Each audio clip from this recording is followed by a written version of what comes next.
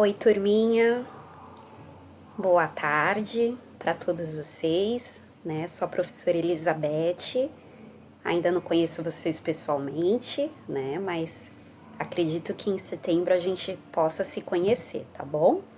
Bom, eu vou explicar aqui para vocês um pouquinho sobre a atividade 13 de História, que trata de mitos referente aos povos indígenas americanos.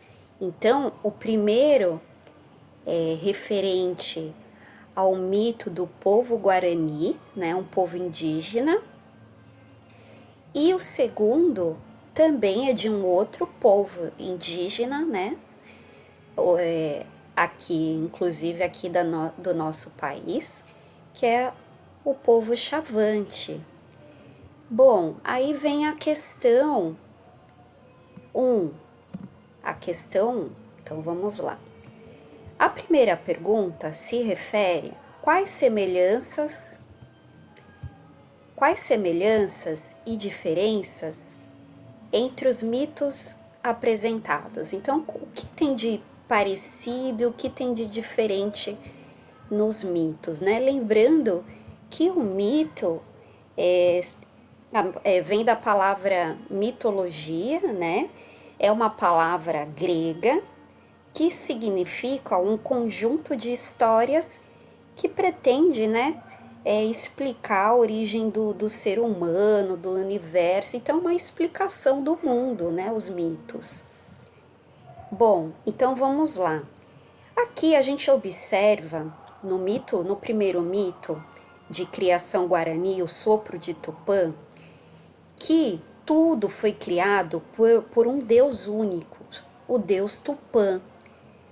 E ele criou o céu, as estrelas, inclusive é muito semelhante com um pouco, né? Tem algumas semelhanças com o mito de criação que a gente encontra na Bíblia, né? No Gênesis, né? Então tem um pouco de semelhança se a gente observar bem, né? Mas também tem as suas diferenças.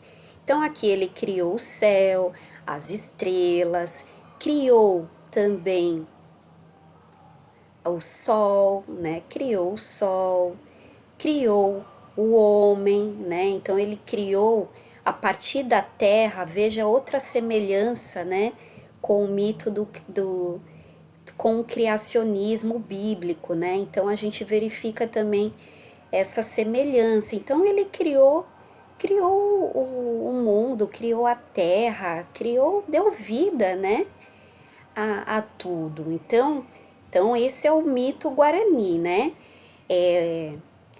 Esse mito foi retirado dessa fonte, né, desse livro chamado Encontros de História, né, da autora Regina Claro, né? Então o nome do livro é Encontros de História do Arco-Íris à Lua, da autora Regina Claro. Então aqui fala que também ele, então, além de criar tudo, ele deu livre-arbítrio para o homem, porque, como a gente observa aqui, no corpo do homem, Tupã colocou as águas das emoções e dos desejos que se movimentam para criar ou para destruir. Por fim, Tupã deu ao homem o poder de escolher entre criar e destruir. Terminada a criação, Tupã voltou para o céu montado em seu redemoinho.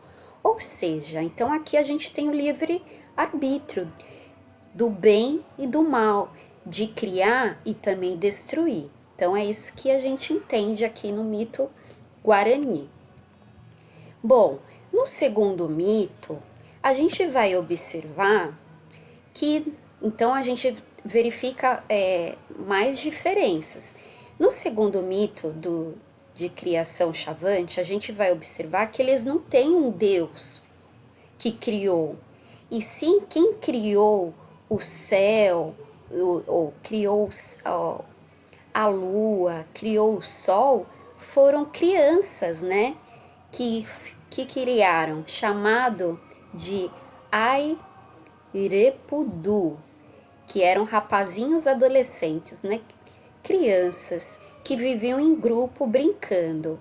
Então foram essas crianças, né, que criaram por meio delas, que criou o sol, né, como a gente observa aqui, ó. Primeiro eles criaram a lua, né? Então aqui nesse trechinho aqui, ele foi enganado, um dos meninos foi enganado pelo grupo e fizeram ele quebrar, né, o ovo da ema, e com isso ele vai rolando, rolando até cair na água, né? E lá no fundo da água ele vira a lua. E depois tem um outro trechinho que fala sobre a criação do sol, né? Que tem a ver com a árvore. A árvore é muito grande, não dava para subir. Ele abriu o braço todo, não dava para agarrar o tronco. Tinha que fazer força. Ele pulava para subir, subia e caía. Quando o menino ia subindo, todos os meninos cantaram: Aiaué de Zaputu, Aiaué de Zaputu, para inchar o pé de Buriti. Quando eles cantaram, o Buriti ia aumentando de largura. Então ele não conseguia, o Buriti ouvia, ficava mais difícil para o menino subir. De repente, tanta força que ele fez para subir, aquele vermelho, raio e luz. O menino virou sol. Então a gente observa que foi também por meio das crianças que criou, né, o universo, que criou a lua e o sol. Aí voltamos na pergunta 1.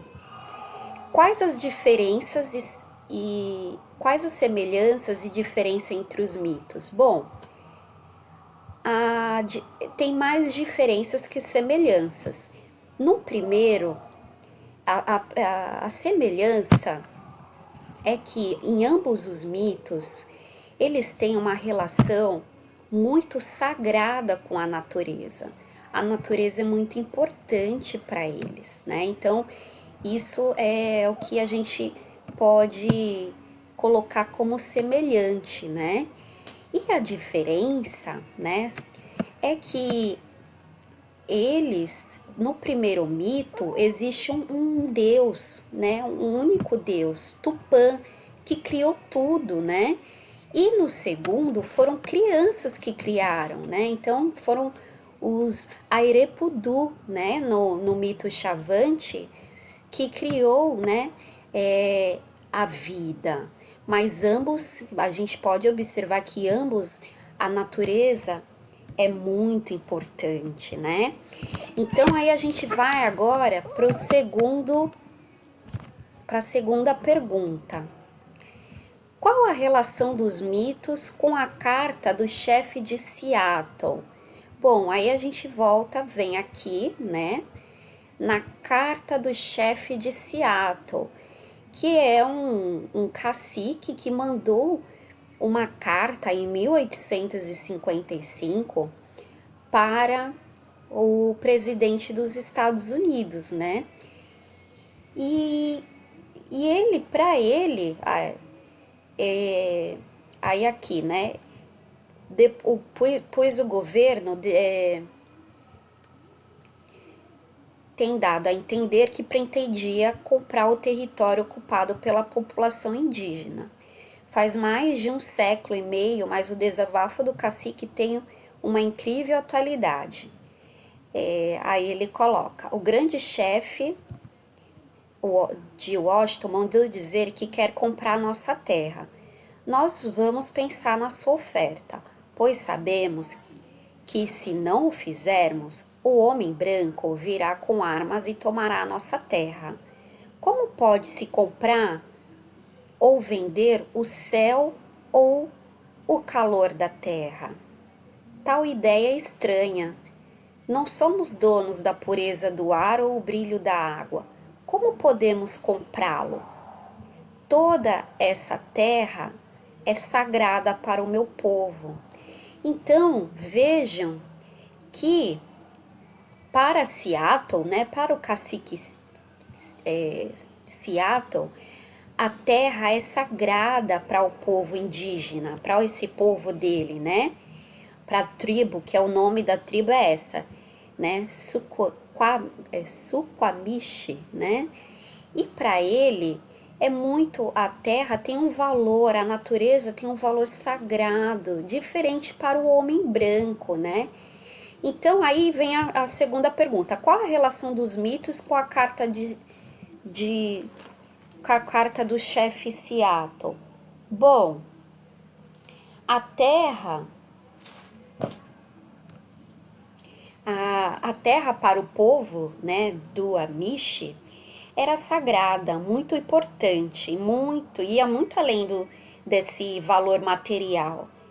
Essa devoção, essa devoção e amor pela natureza é semelhante, como a gente pode observar, com os mitos Guarani e Chavante.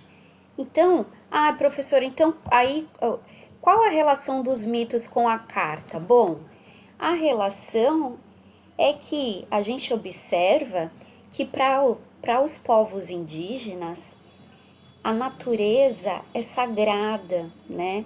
Eles têm muita devoção, eles têm amor por essa natureza, né? Então, a natureza para eles é sagrada, tá bom? Então, é um pouco referente a isso aí que vocês irão responder, tá bem? Espero que vocês consigam realizar a atividade. Um beijinho para todos e até a próxima.